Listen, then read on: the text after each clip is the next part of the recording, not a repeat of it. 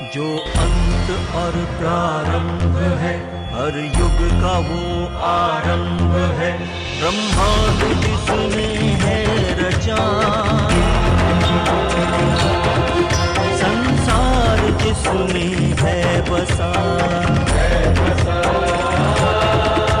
ये कथा देवकी नंद की।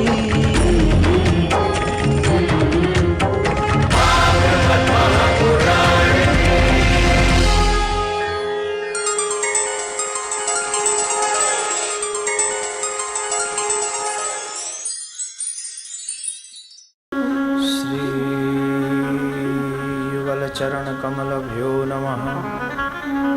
श्री गुरुदेवाय नमः। श्रीमदे निम्बारकाचार्य नमो नमः। श्रीमदे सर्वविद्यानां प्रभुवाय सुब्रह्मणे आचार्याय मुनीन्द्राय निम्बारकाय नमो नमः। जन्माद्यस्य यतोऽन्वयादितरतश्चार्थेषु विज्ञस्सुराट् तेने ब्रह्महृदायादिकवये मुह्यन्ति यत्सूरय। तेजो वारिमृदां यदा विनिमयो यत्र सर्गो मृषा धाम्ना स्वेन सदा निरस्तकुहकं सत्यं परं धीमहि। नारायणं नमस्कृत्य नरं चैव नरोत्तमं देवीं सरस्वतीं व्यासं ततो जयमुदीरयेत्। हे देव हे दयते हे भुवनेकबन्धो हे कृष्ण हे चपल हे करुणेक सिन्धु हे नाथ हे रमण हे नयनाभिराम। हा हा कदानुभवतास्मि यदन्द्रसोर्मे। नमस्ते भगवते कृष्णाय कुण्ठमेधसे राधाधरसुधा सिन्धो नमो नित्यविहारिणे। राधां कृष्णस्वरूपां वे कृष्णं राधास्वरूपिणं कलात्मानं निकुञ्जस्थं गुरुरूपं सदा भजे। वसुदेवसुतं देवं कंसचाणूरमर्दनं देवकी परमानन्दं कृष्णो वन्दे जगद्गुरु। गुरुर्ब्रह्मा गुरुर्विष्णु गुरुर्देवो महेश्वरः गुरुर्साक्षात् परब्रह्म तस्मै श्रीगुरुवे नमः। श्री राधा मेरी स्वामिनी में राधे तेरो दास जन्म जन्म मोहि दीजियो श्री चरणन को वास। सब द्वारन को छोड़ के मैं आयो तुम्हारे द्वार। आहो वृषभानु की लाडली निक मेरी ओर न्यार। वर्षाने की राधिका नंद गाम के श्याम इनके चरणन में करो मैं कोटि कोटि प्रणाम। कृष्णं नारायणं वंदे कृष्णं वंदे ब्रजप्रियं कृष्णं द्वैपायनं वंदे कृष्णं वंदे ब्रजसुतं। उपस्थित सभी भक्तवृंद अपने अपने आराध्य के हाथ जोड़ें। सर्वप्रथम हम विश्व शांति के लिए प्रार्थना करेंगे। उसके बाद हम और आप सभी प्रेम से तृतीय दिवस की कथा श्रवण कर अपने जीवन को सद्मार्ग पर ले चलने की कोशिश करेंगे। हे ईश्वर सब सुखी हो, कोई न हो दुखारी।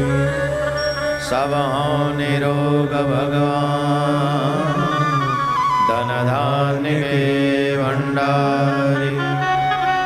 सब भद्रभाव देखे, सदमार्ग के पथिक हो।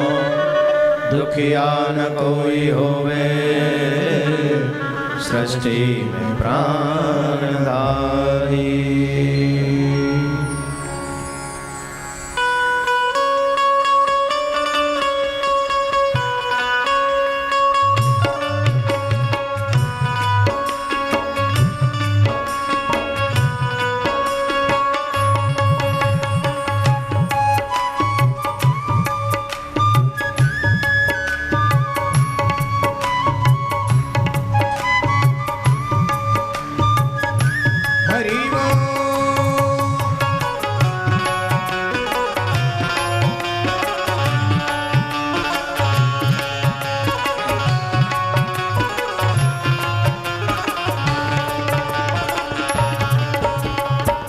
सुखी बसे संसार सब, दुखिया रहे न को। यह अभिलाषा हम सबकी भगवान पूरी हो। विद्या बुद्धि तेज बल सबके भीतर हो। दूध पूत धन धान से वंचित रहे न को।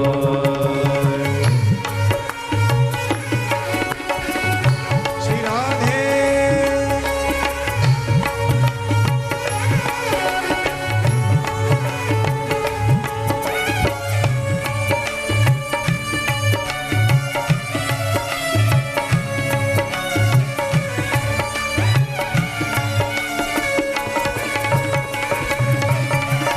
आपके भक्ति प्रेम से मन हो गए भरपूर। राग द्वेष से चित्त मेरा कोसों भागे दूर।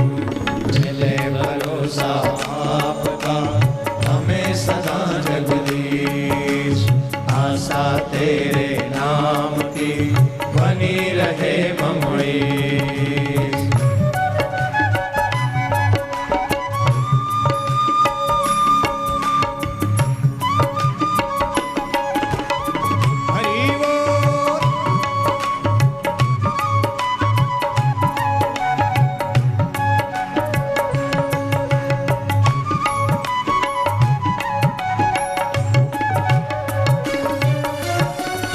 से हमें बचाइए करके दया दयाल। अपना भक्त बनाएंगे सबको करो निहाल। दिल में दया उदारता मन में प्रेम अपार। हृदय में धीर दीनता हे मेरे करतार। हाथ जोड़ विनती करूं सुनिए कृपा निधान। साधु संगत सुख दीजिए दया धर्म का दान दीजिए। दया धर्म का दान दीजिए। दया धर्म का दान दीजिए। दया धर्म का दान दीजिए। दया धर्म का दान दीजिए। दया धर्म का दान दीजिए। दया धर्म का दान। सर्वप्रथम मेरे परमाराध्य श्री युगल सरकार के चरणों में कोटि कोटि नमन। उनसे प्रार्थना वो अपनी व्यासपीठ ग्रहण करें। उनके उपरांत में परम श्रद्धेय श्री सद्गुरुदेव भगवान के चरणों में कोटि कोटि नमन। उनसे प्रार्थना वो अपना आशीर्वाद हमें प्रदान करें। स्थान देवता वास देवता ग्रामीण देवता नगर देवता वास देवता इन सबको बार बार प्रणाम। ये भी अपना स्थान ग्रहण करें। विद्युत समाज सभी ब्राह्मण समाज संत समाज पधारे हुए सभी भक्तों के हृदय में उपस्थित मेरे सर्वेश्वर भगवान को कोटि कोटि नमन। और आस्था चैनल के माध्यम से सभी प्रेमियों को मेरा प्यार भरा राधे राधे। जोर से बोलना पड़ा और जोर से बोलना पड़ा। आइए हम और आप सभी सर्वेश्वरी श्री राधा को नमन करें, प्रणाम करें। 2 मिनट हरिनाम संकीर्तन उच्चारण करेंगे राधा रानी का नाम। उसके बाद हम और आप सभी आगे भगवान की कथा श्रवण करेंगे।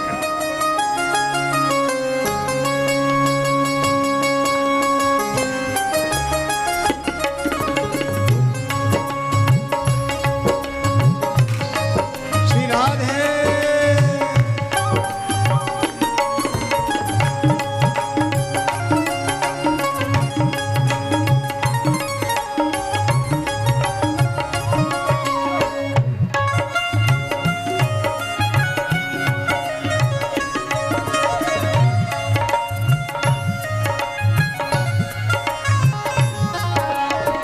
ब्रज में बसा लो श्यामा प्यारी। श्री राधे विनती सुन लो हमारी। ब्रज में बसा लो श्यामा प्यारी। श्री राधे विनती सुन लो हमारी। सुन लो हमारी विनती सुन लो हमारी। सुन लो हमारी विनती सुन लो हमारी। ब्रज में बसा लो श्यामा प्यारी। श्री राधे विनती सुन लो हमारी। ब्रज में विनती सुन लो हमारी।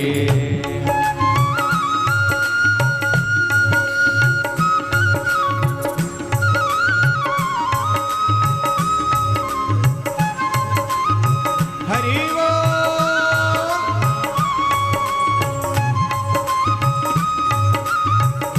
राधे। सेवा करते रहिए, तालियों की सेवा।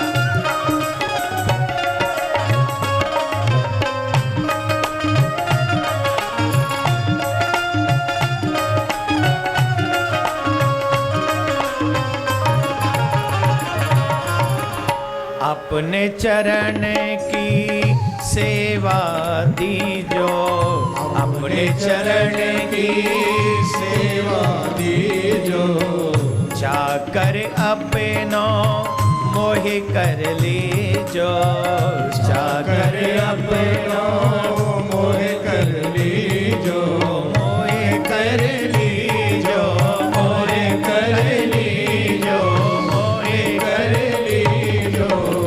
जाकर अपनो मोहि कर लीजो। है अरदास हमारी, श्री राधे विनती सुन लो हमारी। है अरदास हमारी, श्री राधे विनती सुन लो हमारी। ब्रज में बसा लो श्यामा प्यारी, श्री राधे विनती सुन लो हमारी।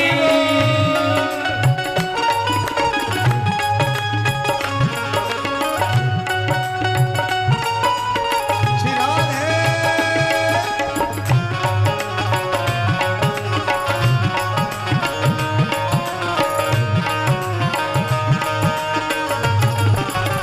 हरि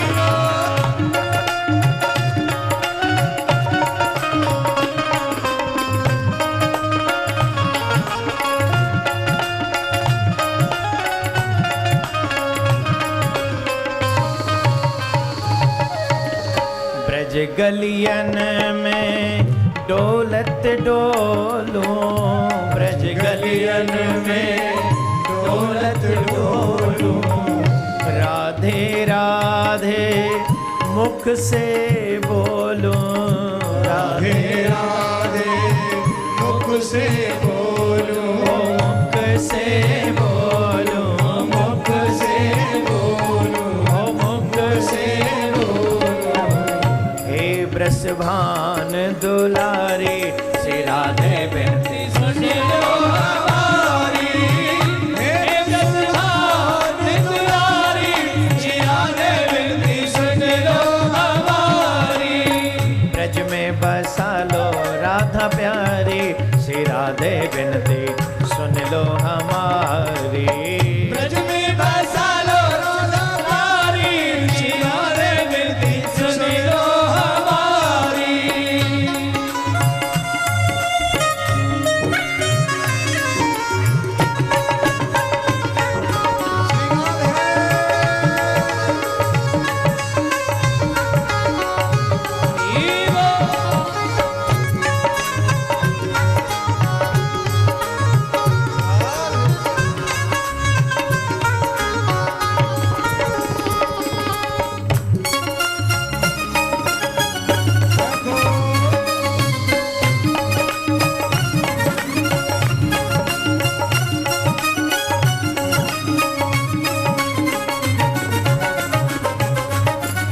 भजन न ज्ञान न जप तप होई, भजन न ज्ञान न जप तप होई।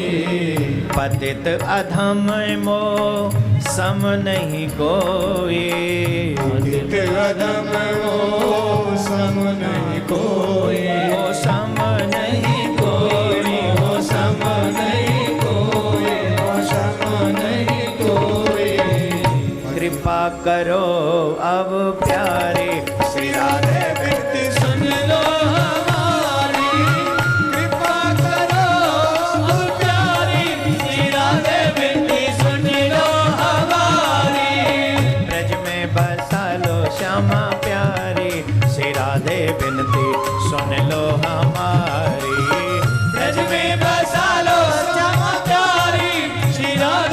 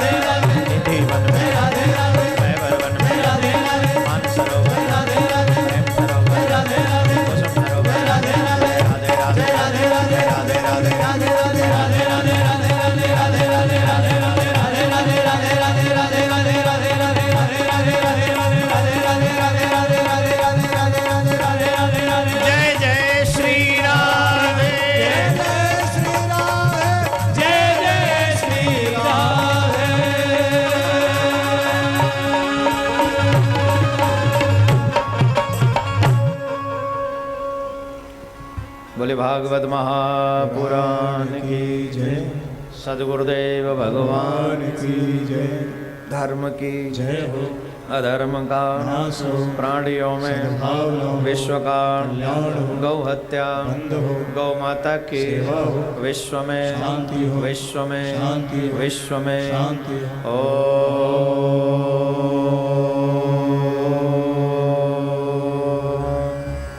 शांति शांति शांति।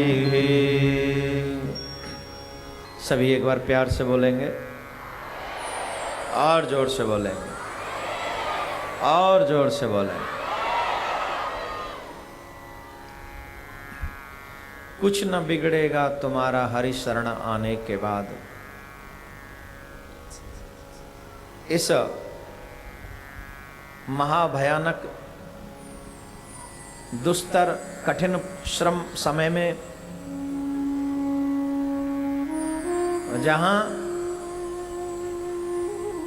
अपना कौन है पराया कौन है कोई पता नहीं, ऐसे कठिन परिस्थितियों में भी अगर जीव मन क्रम वचन से श्री परमात्मा के चरणों का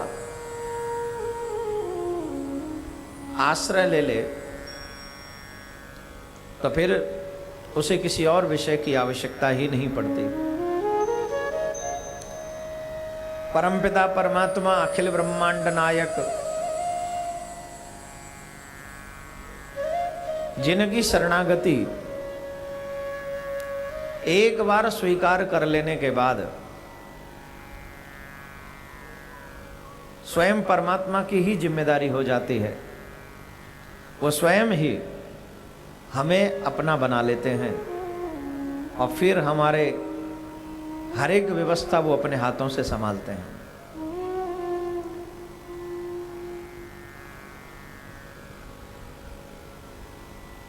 आज तृतीय दिवस है, कथाक्रम को याद करें। कल आपने श्रवण किया, राजा परीक्षित को सांप लगा। सांप 7वें दिन तक्षक डस लेगा और तुम्हारी मृत्यु हो जाएगी। यथार्थ सत्य है, अकाट्य सत्य है। इस संसार का सबसे बड़ा सत्य है मेरे प्यारे हो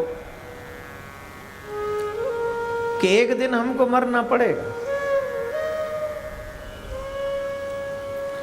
अब इसे चाहे रोज याद करो चाहे भूल जाओ। अगर भूल जाओगे तो इसका मतलब ये नहीं है कि मृत्यु भूल जाएगी कि मुझे इसके पास जाना है। तुम ही भूल सकते हो, मृत्यु कभी नहीं भूलती। मृत्यु को तो एग्जैक्ट एवरीथिंग उसे मालूम है, कब कहां और कैसे, उसे सब मालूम है। कब आना है उसे मालूम है, टाइमिंग पता है। कहां आना है उसे स्थान मालूम है, किस वजह से आना है उसे रीजन भी मालूम है। हमें नहीं पता, उसे पता। हम नहीं जानते, वो जानती है।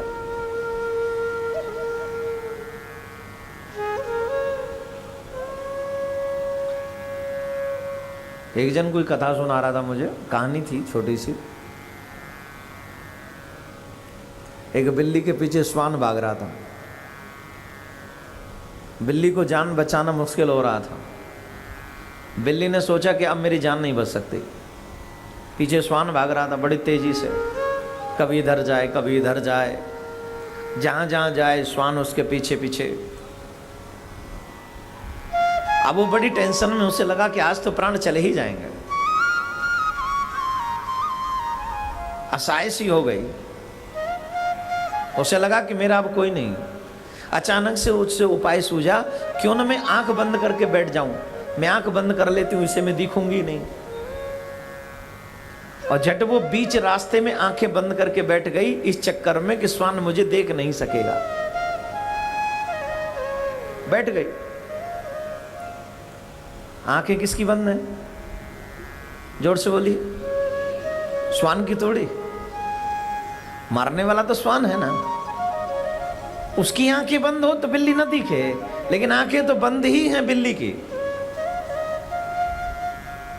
तो बिल्ली की आंखें बंद हो खुली हो, उससे श्वान पे क्या फर्क पड़ रहा है? श्वान को तो दिख ही रही, वो तो मारे, पीछे से आया, झपट्टा मारा, गोविंदाय नमो नमः, खत्म।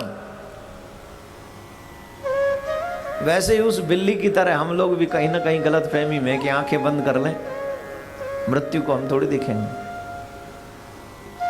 हमारी आंखें बंद हो जाएंगी, मृत्यु भूल जाएगी। हम थोड़ी देर के लिए भूल जाएंगे कि हमें मरना है, तो मृत्यु शायद गलत फहमी में आ जाएगी। ये सच नहीं है। सच्चाई ये है कि तुम्हारी चाहे आंखें बंद हो या खुली, लेकिन उसकी आंखें खुली हैं, उसे मालूम है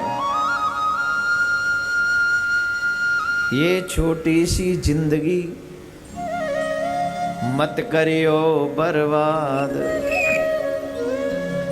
ये छोटी सी जिंदगी मत करियो बर्बाद, आजा शरण में तू मेरे हरि की, हो जाए आबाद। आजा शरण में तू मेरे हरि की, हो जाए आबाद। तो शरण में आओ ना, कुछ न बिगड़ेगा तुम्हारा हरि शरण आने के बाद।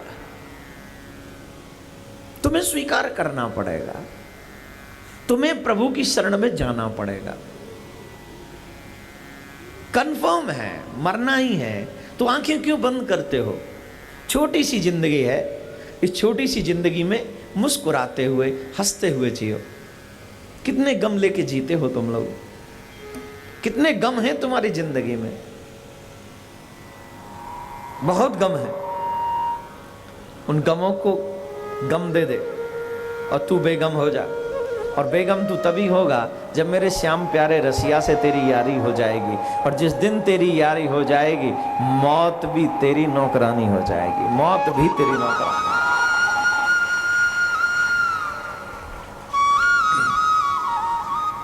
तो मेरे प्यारे श्रोताओ, राजा परीक्षित की तरह हमारी और आपकी भी मृत्यु 7 ही दिन में है। इन्हीं 7 दिनों में से एक दिन हमारी मृत्यु कंफर्म है। हफ्ते में 7 ही दिन होते हैं।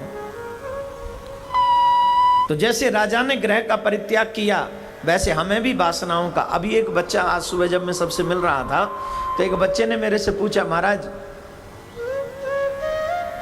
काम, क्रोध, ईर्ष्या, लोभ, मोह, सब कहते हैं इन्हें छोड़ दो, इन्हें छोड़ दो, इन्हें छोड़ दो, ये संभव है? मैंने कहा जो उपदेश देते हैं उनसे पूछ लो, उनका छूटा हुआ है, छूटा हुआ है। हम जैसे उपदेशक लंबी गाड़ियों में आते हैं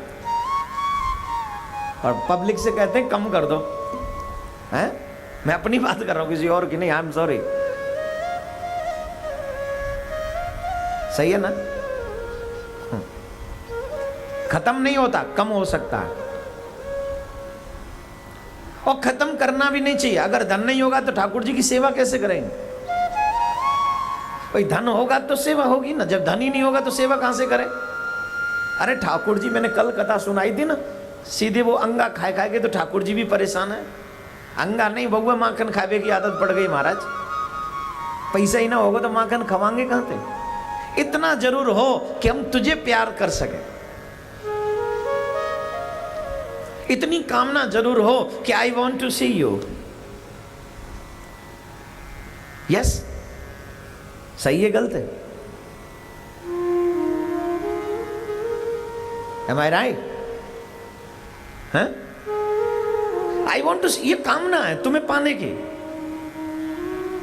इतनी कामना जरूर होनी चाहिए।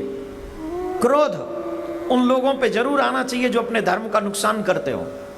उन पे क्रोध आना लाजमी, जरूरी आना चाहिए। धर्मो रक्षति रक्षिता।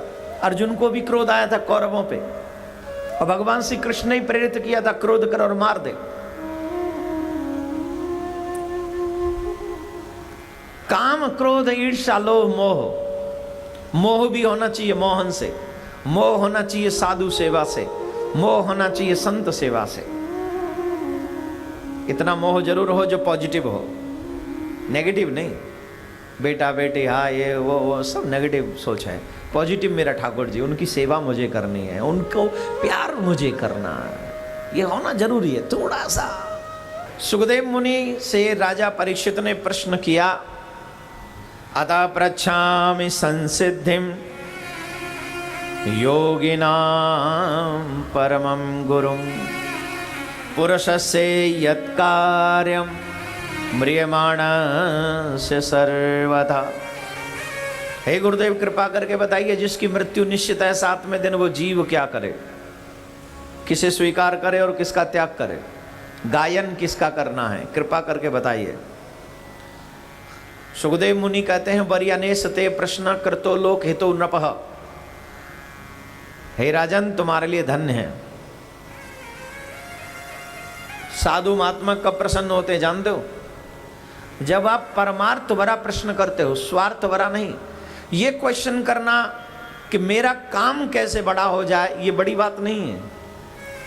प्रश्न ये बड़ा है कि मेरा धर्म आगे कैसे बढ़े, मेरे समाज में शांति कैसे आए, मेरा देश प्रगति के रास्ते पर कैसे बढ़े, प्रत्येक हिंदुस्तानी बच्चा अपने माँ बाप का सम्मान कैसे करे।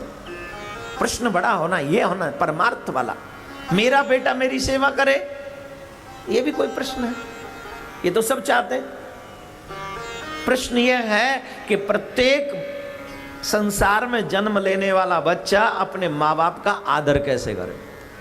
अपने लिए नहीं, ब्रह्मांड के लिए परमार्थ करो, स्वार्थ मत करो।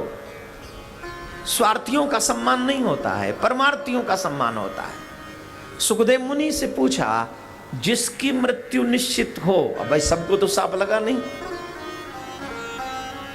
सांप तो तुम्हें लगा है कि 7वें दिन तक्षक डसेगा, और तुम कहते हो जिसकी मृत्यु मतलब सबकी मृत्यु। बात तो सच है, यही सच्चाई है। कैसे? हम और आप हर चीज के लिए मुहूर्त पूछ लेते हैं, लेकिन मृत्यु के लिए कभी मुहूर्त नहीं पूछते। और जो चीज हम नहीं पूछ पाए, वो सुखदेव मुनि से राजा परीक्षित ने पूछ ली, महाराज जो मरने वाला है वो क्या करे, वो बता दो। जो मरेगा ही, जिसके पास कोई और ऑप्शन है ही नहीं मरने के सिवा, वो क्या करे?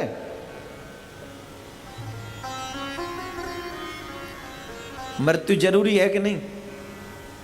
नहीं। चला न जाए, बोला न जाए, खाया न जाए, सुना न जाए, देखा न जाए, शौच वगैरह भी न जाया जाए। दुनिया की छोड़ो, तुम क्या मांगोगे बोलना? जिसके साथ ये कंडीशन हो रही है वो क्या मांगेगा बोलिए? दे तो जवाब। मृत्यु न मांगेगा। अरे इससे तो मौत ही अच्छी। मौत क्यों अच्छी? बोले इस कंडीशन से गुजरूंगा, खत्म होऊंगा, समाप्त होऊंगा, मुक्त होऊंगा, तो मुझे एक नया जन्म मिलेगा, और वो जो नया जन्म होगा वो बचपन होगा। और बचपन में सबसे ज्यादा आनंद है जहां खुद की भी चिंता खुद को नहीं। जो बच्चा होता है ना, वो सच्चा फकीर होता है। न खाने की परवाह है, न सोने की परवाह है, न कपड़ों की परवाह है, कोई परवाह नहीं। जो परवाह करे वो माँ बाप, हमें कोई परवाह नहीं। बोलो राधे राधे। करते हैं परवाह? बोलो बच्चे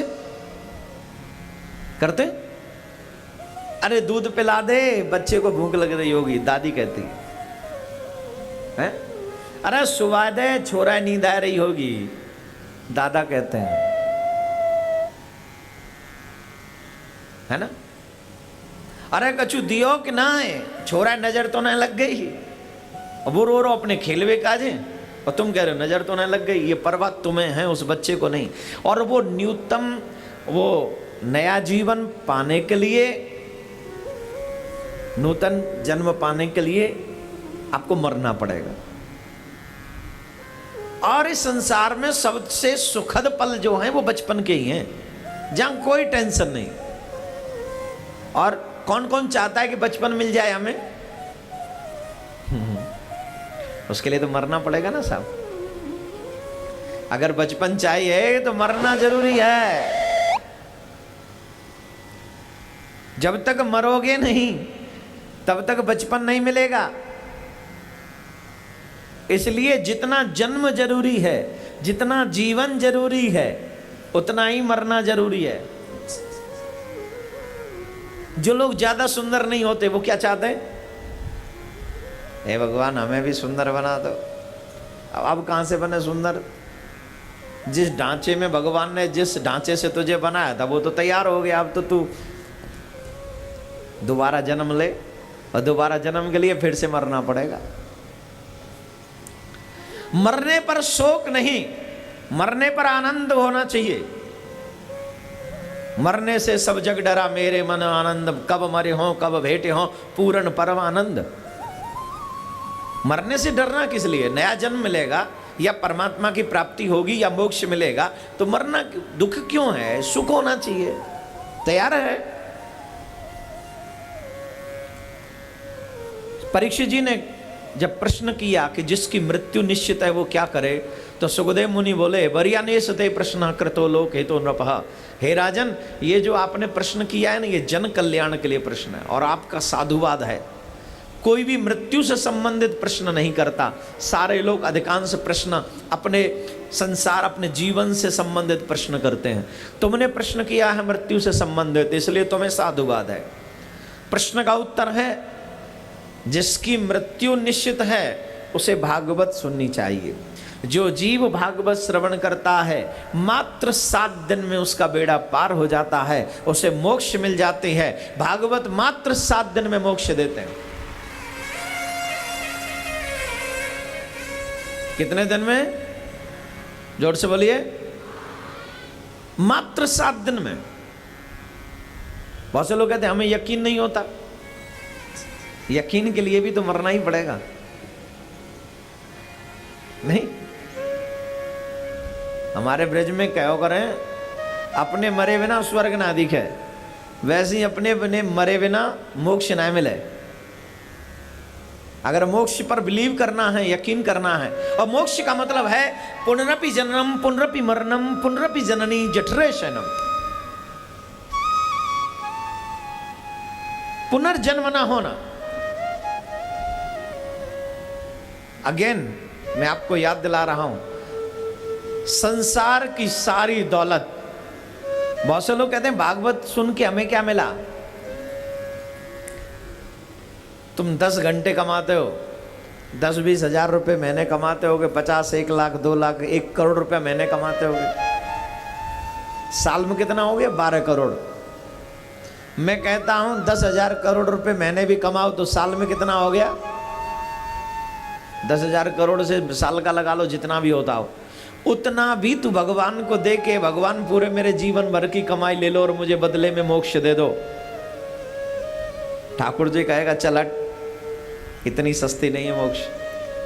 बोले महाराज मैं धीरे धीरे पूरे दुनिया भर की दौलत आपको दे दूंगा, आप मुझे मोक्ष दे दो। भगवान कहे तो भी इतनी सस्ती नहीं। पूरे विश्व की संपत्ति, पूरे विश्व की संपत्ति अगर तुम भगवान को दो और कहो कि बदले में हमें मोक्ष दे दो, भगवान कहेंगे नहीं। बोले दर्शन दे दो, नहीं, न दर्शन देगा न मोक्ष देगा। पूरे विश्व की संपत्ति के बदले। तो किसके बदले दर्शन देगा? बोले तू सिर्फ अपने आप को, अपने मन को मेरा बना दे और उसके बदले में मैं तुझे वो दे दूंगा जो तुझे चाहिए, और वो तुझे भागवत बना सकती है। मात्र 7 दिन भागवत श्रवण करने से तेरा जीवन पर, मैं यहां पर जितने भी लोग बैठे हैं, आप पहली बार भागवत नहीं सुन रहे हैं, इससे पहले भी आपने भागवत सुनी होगी। मैं आपसे जानना चाहूंगा ईमानदारी से, वही सच बोलना जिन्होंने कुछ ग्रहण किया हो। भागवत ने आपको कुछ सिखाया है? जिसको सिखाया हो वो हाथ उठाकर बताएं। नहीं सिखाया कुछ? तो सिखाया, जिसको सिखाया हाथ उठाइए। साहब मैंने सुना है अगर जीवन में एक व्यक्ति भी सुधर जाए तो ठाकुर जी आपके द्वारा सुधरवा दे तो भगवान आपको मुस्कुरा कर देखता है, मेरा ठाकुर जी आपको स्वीकार कर लेता है। यहाँ भागवत सुनने वालों को देखो कितने लोगों को भगवान ने दिखा सिखाया है। भागवत, भगवान ने कितनों का कल्याण किया है। एक भी बात आपने जीवन में अपना ली इस भागवत की तो आपका कल्याण निश्चित है। अच्छा, इस शरीर के द्वारा भागवत सुन सुन के आप लोगों में से किसने सीखा है? इस शरीर के द्वारा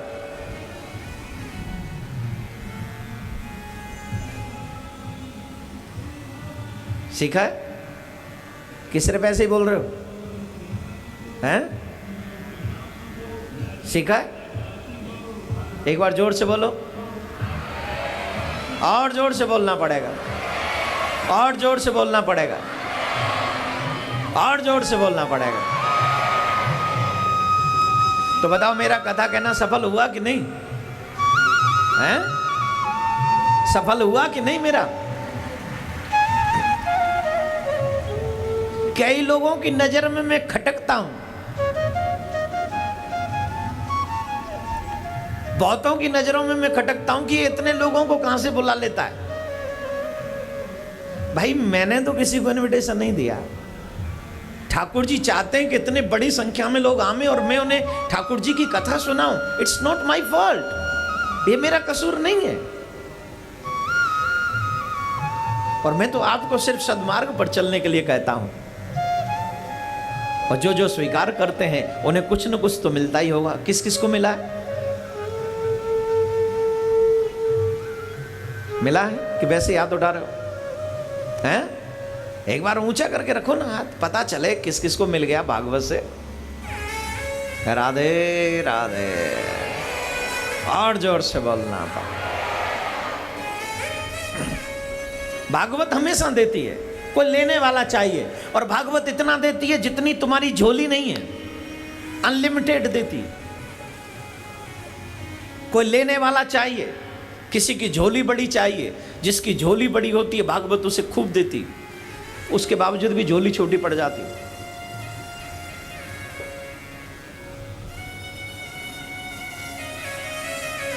श्रीमद् भागवत मात्र 7 दिन में तुम्हें मोक्ष दे देती है। और वैसे मोक्ष भी नहीं चाहिए तो भक्ति ले लो, भक्ति नहीं चाहिए तो जो चाहिए सो ले लो। जो भी चाहिए वो देती है भागवत मात्र 7 दिन में। तो सुखदेव मुनि से कहने लगे राजा परीक्षित, प्रभु मुझे भागवत श्रवण करा दो। और सुखदेव मुनि ने भागवत प्रारंभ की। सत्यम परम धीमहि। भगवान को प्रणाम करके जैसे ही सुना कि सुखदेव जी महाराज कथा सुना रहे हैं, बड़े बड़े ऋषि मुनि ध्यानी ज्ञानी सब पहुंच गए गंगा के तट पर। और वहां पर जहां पर आप सुनते हैं शुक्रताल करके एक स्थान है। जब आप हरिद्वार जाते हो तो राइट हैंड साइड, दिल्ली की साइड से जाओगे, दिल्ली की साइड से तो राइट हैंड साइड में शुक्रताल नामक एक स्थान है, बड़ा तीर्थ है, जहां पर स्वयं सुखदेव जी महाराज ने श्रीमद् भागवत कथा राजा परीक्षित को श्रवण कराई। मैं आपसे उसे एक प्रार्थना और करूंगा, जितनी भी बहन बेटियां यहां पर बैठी हैं या बहुएं बैठी हैं, कल मैंने एक बात कही थी और वो कई लोगों ने स्वीकार की। आज पुनः मैं आप से एक प्रार्थना करता हूं, जब भी भगवान की कथा सुनने जाया करें, अथवा जब भी भगवान के मंदिर में जाया करें, अथवा जब भी किसी तीर्थ में आप जाया करें, हाथ जोड़ के मैं आपसे प्रार्थना कर रहा हूं, हाथ जोड़ के, एक ब्राह्मण होने के नाते, अगर आप कथा सुनते हो तो ये देना आपका फर्ज है।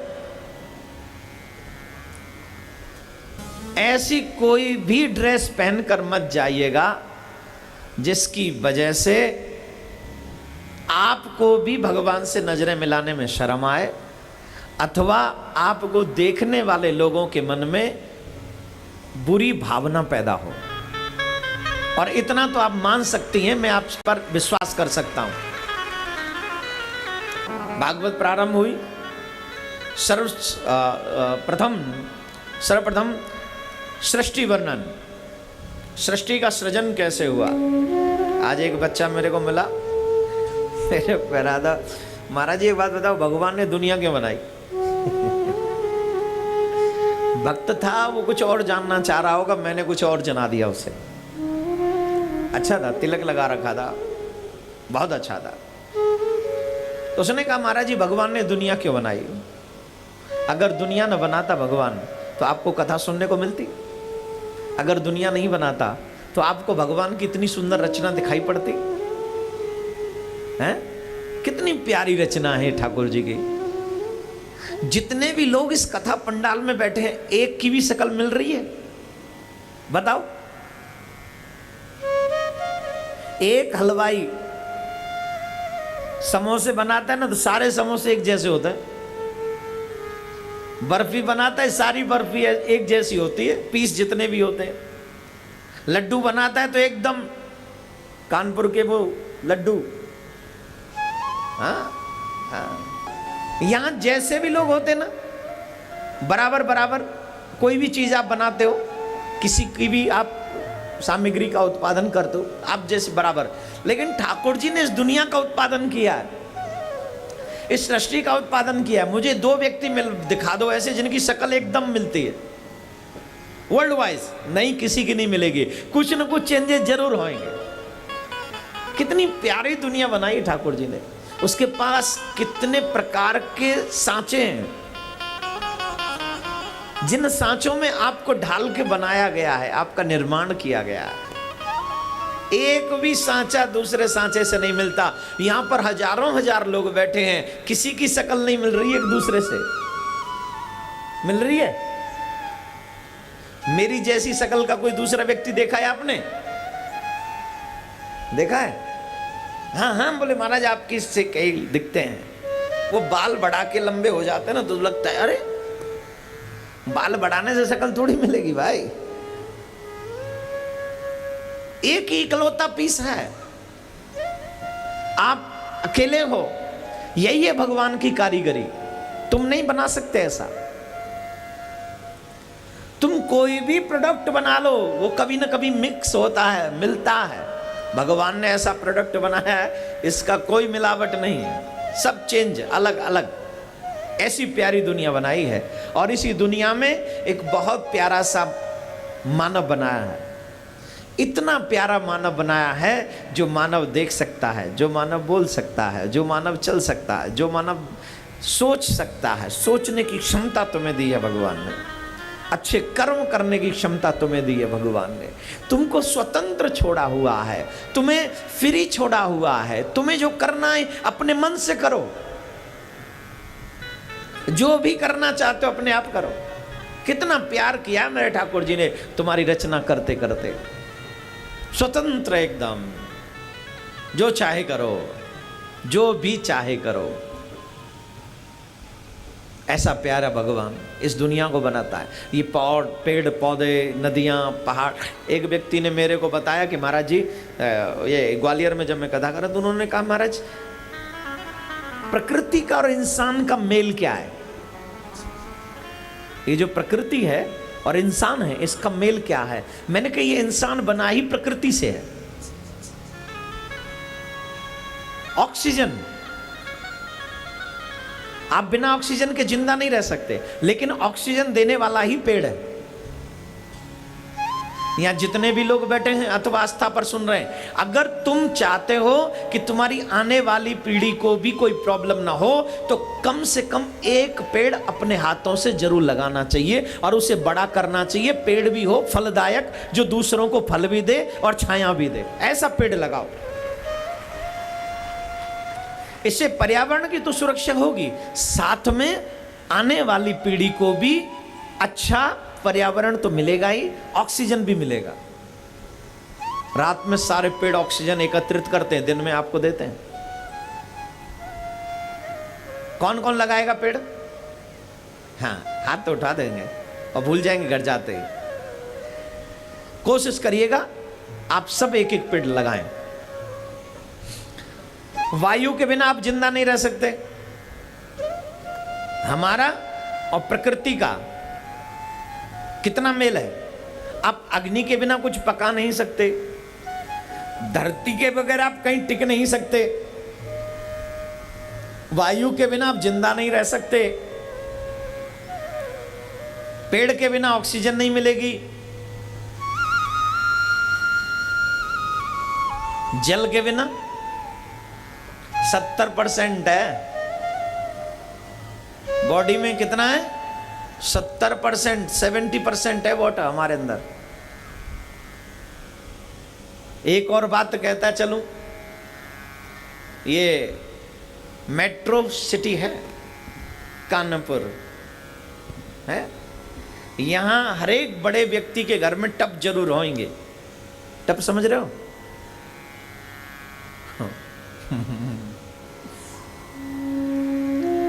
फुल भर लेंगे, फुल टप को फुल भर लेंगे और उसमें उतर जाएंगे।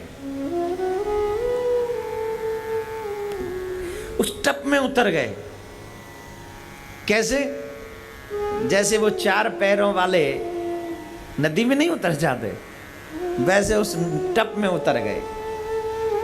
अरे भाई, तू अकेला आदमी है, काहे को पानी बर्बाद कर रहा है? जिस पानी के लिए इतनी हाय तौबा मच रही है, गर्मी के दिनों में तुम्हारे ही कानपुर में पानी की कितनी प्रॉब्लम हो जाती है। अभी जब ये कंडीशन है, आने वाले 20 साल बाद पानी की क्या दशा होगी? और उसी पानी को हम बर्बाद कर रहे हैं, जानबूझ के बर्बाद कर रहे हैं। मैं तो कहूंगा आज जो लोग कथा सुन रहे हैं, अपने घर में से टप तुड़वा दो, और अगर नहीं तुड़वा सको तो कम से कम पानी उसमें आज के बाद कभी मत भरना। जितना कम पानी यूज कर सको, उतनी आने वाली पीढ़ी को ज्यादा पानी मिलेगा। पानी हमारे अंदर 70% है, पानी नहीं होगा तो इंसान जिंदा नहीं होगा। इसलिए पानी का और पर्यावरण की सुरक्षा करना हमारी सबकी जिम्मेदारी। ये भी धर्म है, ये भी हमारा धर्म है कि पानी को बचाएं, पर्यावरण को बचाएं। एक और बात बता दूं, मुझे इस सब चीज बोलने के लिए किसी ने पैसे नहीं दिए कि बोलना। इसकी मानव जाति को जरूरत है, इसलिए बोल रहा हूं। आपको भी इसकी जरूरत है, इसलिए बोल रहा हूं। आने वाली पीढ़ी को भी इसकी जरूरत होगी, इसलिए बोल रहा हूं। जरूरी है बोलना। जागृत होइए, थोड़े से पानी कम यूज करिए। राधे राधे बोलना पड़ेगा। तो मेरे भाई बहन, हमारा पर्यावरण से बहुत बड़ा संबंध है, जो मैंने अभी आपको बताया। वायु से, अग्नि से, पवन से, पृथ्वी से, आकाश से, हर से हमारा संबंध है। इन्हीं 5 तत्वों से मिलकर हमको बनाया गया। ये अटूट संबंध है हमारा उसके साथ। भगवान ने जब ब्रह्मा जी को अपनी नाभि से, कमल में से ब्रह्मा जी को जब प्रकट किया, तो ब्रह्मा जी से कहा सृष्टि का सृजन करो।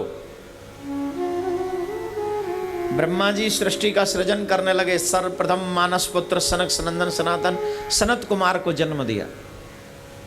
इन चारों से कहा कि विवाह करो, आगे सृष्टि बढ़ाओ। चारों ने मना कर दिया। सब कुछ करे महाराज, पर विवाह न करे। विवाह क्यों नहीं करें?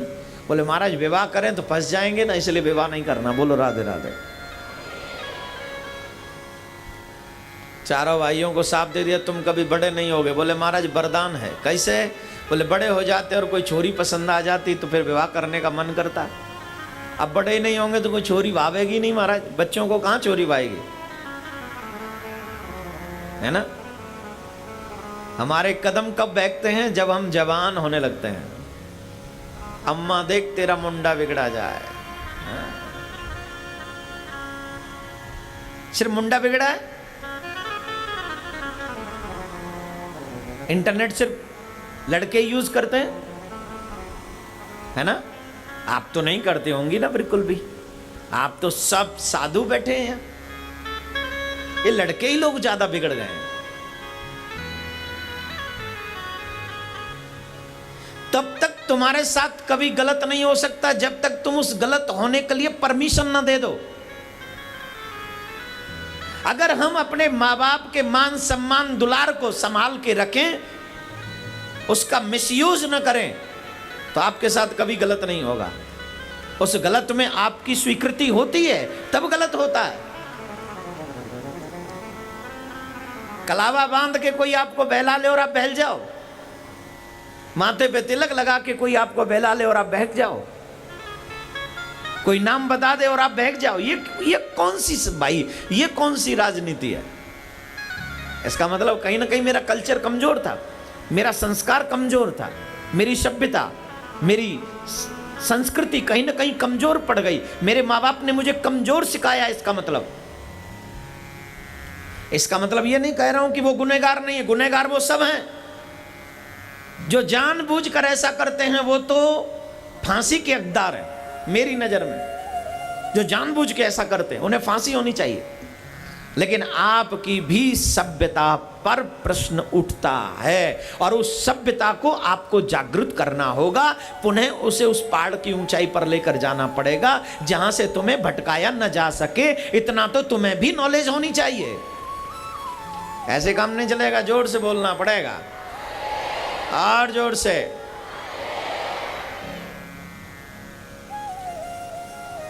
ये सच्चाई है, इसको स्वीकार करिए, बिल्कुल स्वीकार करिए।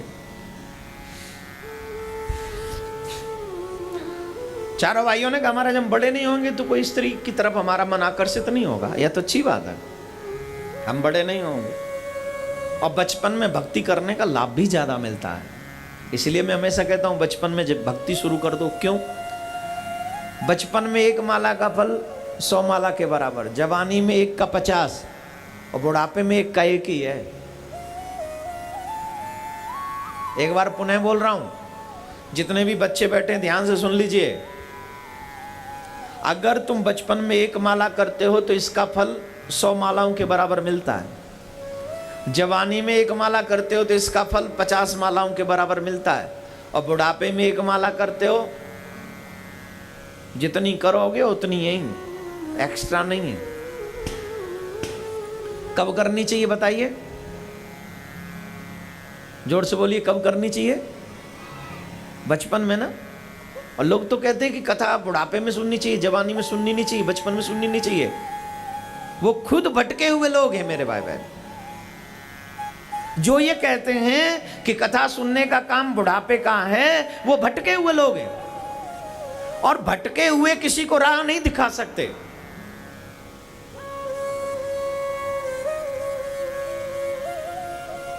If the blind leads the blind, अंधा व्यक्ति अगर अंधे को रास्ता दिखाए तो वो shall fall into the ditch, वो दोनों के दोनों गड्ढे में गिरेंगे ही गिरेंगे। वो shall fall into the ditch, कुएं में गए, क्योंकि अंधा ही अंधे को रास्ता दिखा रहा है। वो लोग जो धर्म को जानते नहीं, धर्म की सभ्यता को, संस्कृति को नहीं जानते, मार्ग को नहीं जानते, वो कहते हैं कथा सुनना बुढ़ापे का काम है। गलत कहते हैं वो लोग।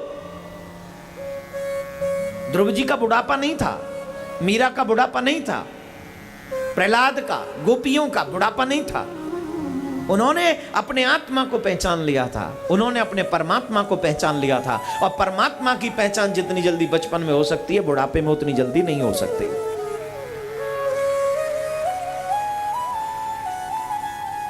जितनी जल्दी पहचान परमात्मा की तुम्हारी बचपन में, क्योंकि बचपन में मन बड़ा निर्मल होता है, बहुत निर्मल होता है। उसे पाना, उसे पहचानना बहुत आसान सा होता है। इसलिए भगवान को पहचानने के लिए बचपन ना भी पहचाने इतना बहुत है कि वो मेरा है, यही संबंध काफी है।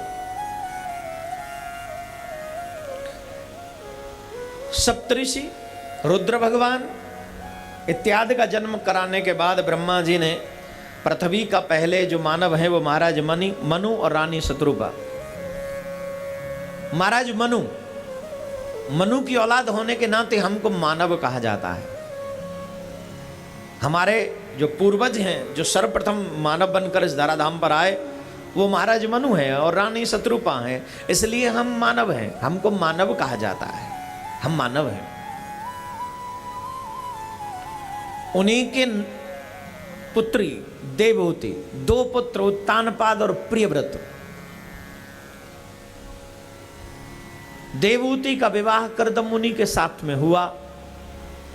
कर्दम मुनि की 9 कन्याएं हुई और 1 पुत्र हुआ, कपिल देव भगवान। स्वयं भगवान उनके यहां पर प्रकट होकर आए हैं। कपिल देव भगवान ने अपनी 9 बहनों का विवाह यथावत ढंग से बड़े बड़े ऋषि मुनियों के यहाँ पर, तपस्वी लोगों के यहाँ पर किया। आजकल हम अपने बेटियों की शादी कहाँ करते हैं? धनवानों के घर में, राइट? हाँ या ना? जवाब दीजिए। हम लोग अपनी बेटियों की शादी जब करने जाते हैं तो क्या पूछते हैं कि तुम्हारा बेटा कितना कमाता है? यही पूछते हैं। कुछ तो बोला करो, क्या बात है? कानपुर वाले बड़े शांत से लग रहे हैं इस बार। क्या पूछते हैं हम? तुम्हारा बेटा कितना कमाता है? सामने वाला भी सीना चौड़ के कहता है, परस चौड़ा के पूरा सीना, और पता ही क्या कहता है? 1 लाख की तो सैलरी है, 2 लाख ऊपर से कमा लेता है।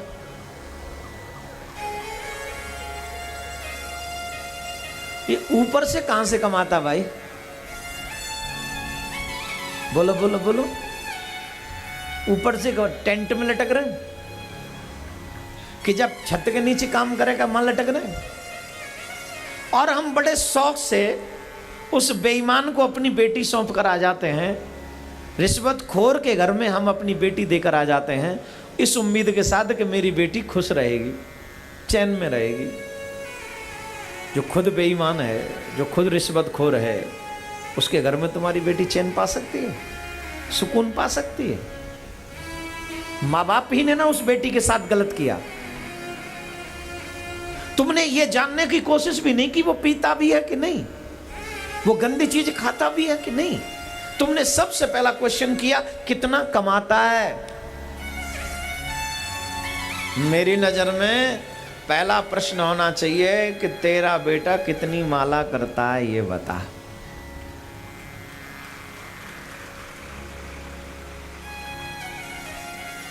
पहला प्रश्न क्या? तेरा बेटा कितनी माला करता है। और यकीन के साथ कहता हूं, जो व्यक्ति माला करता होगा वो मदिरा तो कम से कम नहीं पिएगा, और जो मदिरा नहीं पिएगा उसका बुद्धि, उसका विवेक स्थिर होगा, नष्ट नहीं होगा।